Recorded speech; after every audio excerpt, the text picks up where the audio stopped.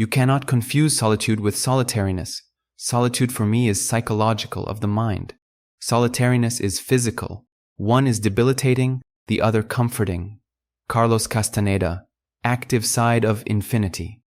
The world of everyday life with its transience, constant demands and obligations is too demanding on the human energy resource. Everyday life is exhausting. Involved in a fluid sequence of days, a person often loses the vision of prospects, reference points, and forgetfulness is a heavy burden on the realization of his goals. Without goals, the path becomes a burden rather than a challenge. Being in solitariness is a forgotten technique that can restore a sufficient energy level for a person to become consciously and, most importantly, creatively approach one's own life, fully realizing one's potential as a creator, maker, and explorer. After all, such a state is the living heart of a happy human life.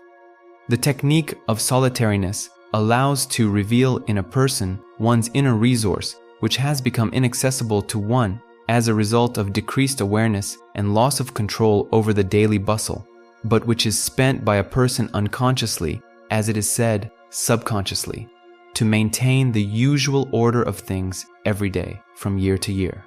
Not using the technique of solitariness, being in full view of circumstances, being accessible to them and extremely vulnerable, a person does not revise own attitude to life, the image of which does not allow to one to accumulate enough energy to raise own level of awareness and become more flexible and freer, lighter and unpredictable. In such a state, a person is able to influence circumstances, being out of reach of their often negative influence. In order to understand the technique of solitariness and accept its necessity, we need to understand what is the root of the matter and the reason why a person becomes so energy intensive and exhausted, and why it is solitariness that can counteract this order of things. One cannot do without at least a cursory acquaintance with the philosophy of antiquity and its mysteries. The teachings of the Toltecs, an Indian people who geographically inhabited the region of Central America in the 8th, 12th centuries AD, say that the object on which a person spends the lion's share of own internal resource and all the energy available to one is own's personal history, or rather its maintenance in the eyes of others. The self-image to which an individual becomes attached is incredibly demanding of one's moral and mental resources, and the details of the self-image constantly need to be described and reinforced so that the whole image seems holistic and believable to one and the people around one. All this consumes most of the energy available to a person and is called one's personal history. There is nothing reprehensible in creating a personal story, and this is even logical because any of the people is a social being and conducts its activities in society, which in itself implies the creation of an image. Excessive energy expenditure begins with the individual's attachment to this image. A person stops thinking and imagining himself outside of personal history, completely identifying himself with it. Solitariness allows each person to realize that he or she is not only a personal history, but is unimaginably more than just a sequence of descriptive images on a timeline. The philosophers of antiquity and the sages of the East said that man is a most complex energy structure, a microcosm, a complete reflection of the universe or macrocosm. Hermes Trismegistus, a philosopher and educator who lived long before our era, said, "As above, so below. The human individual is the universe in miniature." According to ancient esoteric doctrines, the keys to understanding nature and all that exists are hidden in human nature, in man himself. Therefore, the main object of study of all philosophies and teachings has always been man himself. Solitariness is a natural and necessary technique for maintaining vitality and a sufficient level of resistance to the adversities of life, while maintaining efficiency and the ability to unleash creativity and implement plans. Solitariness is a physical practice associated with clarity of perception of the surrounding reality. Loneliness, with which people confuse solitariness, is a purely emotional state whose negative effect on a person's mental and physical health is in direct proportion to his attachment and complete dependence on one's own personal history, developing a sense of self-importance. the more a person thinks and perceives oneself exclusively within the framework of one's personal history, the more important one is to oneself, and the greater the need to maintain a specific descriptive image of one's own life in the eyes of people, which requires direct interaction with the environment, where a person must transmit the created description of one's own image. In other words, the more a person's consciousness is anchored in personal history, the more dependent he or she is on own environment. The lack of an exact match between the created image of oneself in one's own mind and this image in the minds of the people around us causes a depressing state of loneliness. Your trouble is that you have to explain everything to everybody, compulsively, and at the same time you want to keep the freshness, the newness of what you do. Well, since you can't be excited after explaining everything you've done, you lie in order to keep on going. Severe dependence on one's personal history exhausts a person, since, according to Toltec philosophy, one loses the lion's share of own energy to maintain own self-image, and thus is deprived of clarity of perception of reality. Constantly in need of other people's attention, in moments of scarcity, a person experiences loneliness. Again, loneliness is an exclusively emotional state of a person. Solitariness is a physical and mental practice in which a person, as the Toltecs say, is able to open up to the impulses of the infinite, one's own true self, restoring a healthy level of energy and using a personal hidden resource. Solitariness allows a person to rethink what is happening, go beyond it, and see own life as if from the outside, accumulating understanding through philosophizing and mental activity and increasing one's own awareness. It's like a break in the race of life, while loneliness is an additional burden during an already difficult race. Let's look at the concepts of solitariness and loneliness from an interesting angle. The root of the word solitariness is sol, which means in Latin language, the sun. A person in this state feels the radiance of one's inner sun, his spirit, which illuminates one's soul and gives life to one's body. Just as the sun in our solar system gives life to everything that inhabits it. So, a person feels unity with the universe within himself and through his inner sun feels a connection with the abyss of the external world. While the root of the word loneliness is alone. In this state, a person is alone with his difficulties. This condition is dangerous and depletes a person's internal resource. The loneliness diverts a person's attention and feelings from the feeling of unity with the universe. This is how fear appears in the human soul and doubt in his mind. To understand the esoteric and philosophical meaning of the technique of solitariness, it is necessary to delve into the philosophy of the Rosicrucians. The Knights of the mystical order of the Rose and Cross had the deepest philosophy and worldview, which allowed them to intervene in the life of society and individual states in the Middle Ages and in the modern period.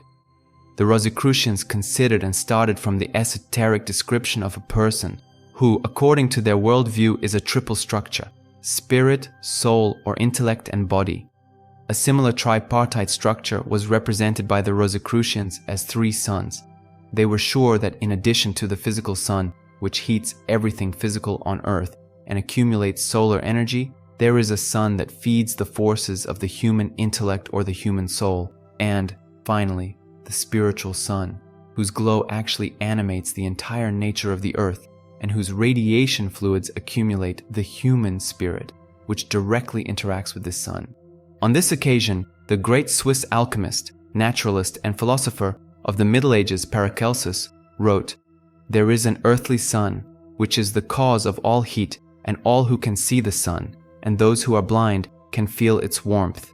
And there is the eternal sun, which is the source of all wisdom, and those whose spiritual faculties are awakened to life will see this sun and will be aware of its existence. But those who have not achieved spiritual consciousness can still feel its power through the inner ability called intuition." Solitariness is a practice in which a person is able to interact with the three hypostases of the sun, with his tripartite structure. At the same time, the Rosicrucians, developing their philosophy, said that Lucifer, the intellectual sun, represents the intellect without the illumination of it by the spiritual light of the spiritual sun, and they called the light of the intellectual sun false light.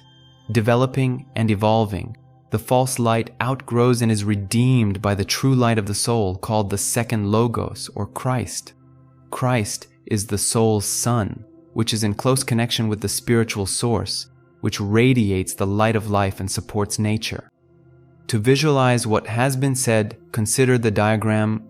Helena Blavatsky, in her book Isis Unveiled, said that the influence on the material world is exerted through three esoteric and physical categories: faith, idea, and power. There is a schematic circle depicting the physical material world, in which power acts as a form of transfer of the accumulated energy of the physical sun from object to object. The intellect, operating with objects of the physical world and describing them, comes into direct contact with matter. At the same time, it is part of the world of ideas, in which an idea is a form of transfer of accumulated energy from the intellectual sun. In other words, it is the sphere of human thoughts. Meanwhile, the intellect, according to the Rosicrucian philosophy, is in close contact with the soul world, being its undeveloped part, or part not illuminated by spiritual light. The soul sun, or the activity of the human soul, is the activity of the human intellect developed on the basis of feelings, in which feelings act as an equivalent method of studying the surrounding reality, like intellectual activity itself or rational intelligence activity. Expressed in other words, the soul sun, Christ, represents the developed sensory intellectual perception of man. Unlike the intellectual sun, the soul sun, still being part of the world of ideas, comes into direct contact with the spiritual sun, which is located in the world of faith or philosophy, depicted schematically by an open circle, since this world represents infinity, reflecting the nature of the human spirit. Rosicrucian philosophy asserted that the spiritual sun, through faith, radiated light onto the soul sun of man, which perceived the idea through faith or philosophy with the help of developed and revealed senses. Alchemists said that at this moment, conception occurs as a person becomes pregnant with an idea in accordance with his faith and philosophy. In contact with the intellectual sun, the soul conveyed, with the help of sensory reactions experienced by man, the image of an idea. After interpreting these reactions, the human intellect put what was conveyed into verbal and figurative form, composing its description in the language of terms and categories, and developing a plan for the embodiment of this idea in the material world. According to alchemists, this process was called gestation. Further, thanks to the power and energy of the material sun, the idea was embodied in the physical world. In the language of alchemy, a birth took place. The technique of solitariness allows such an act of birth to take place. According to the esoteric vision of ancient philosophers, using the practice of solitariness and isolation from external and internal stimuli, a person embodies the mystery of creation, first seeing and perceiving an idea with his senses, then thinking about it, and then bringing it to life. That is why ancient philosophers believed that man is a magical creature capable of materializing in the manifest physical world what he perceived in the unmanifested world of ideas, different from the world of tangible forms.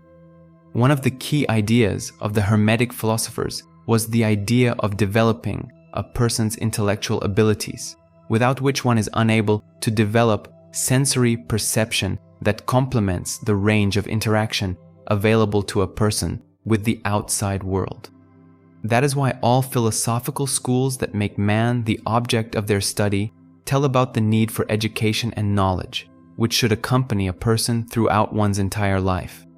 Understanding the adept's path should take place in complete solitariness.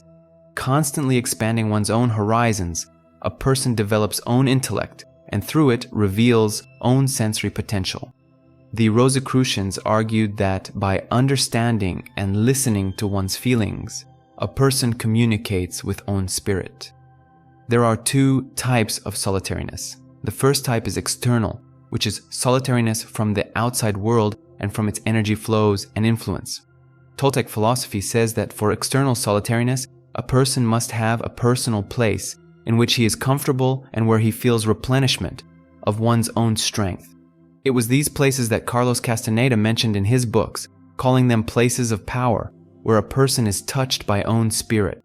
Solitariness can also be internal, which is essentially a deeper and more complex practice. With it, a person isolates oneself from the internal noise of everyday life, which constantly accompanies a person in one's thoughts. By pushing away the flywheel of habitual and annoying thoughts that are introduced into the consciousness with the help of concentration and meditation, a person launches the sequence of thoughts that one needs and which will lead one to the desired solution to the issue. Internal solitariness significantly contributes to the development of a person's thinking abilities. External and internal solitariness allow one to launch a creative impulse, thanks to which the individual reveals own potential and uses a hidden and previously untapped internal resource. Without the technique of solitariness, a person is forced to expend enormous potential on maintaining one's own image in the eyes of others without the opportunity to free oneself from the harmful influence of attachment to one's own personal history and its constant maintenance. Internal and external solitariness are a necessary technique for any person striving for a philosophical attitude towards life and the maximum development of own mental abilities. This is how the inner genius touches a person. This is how a person has a chance to find his path.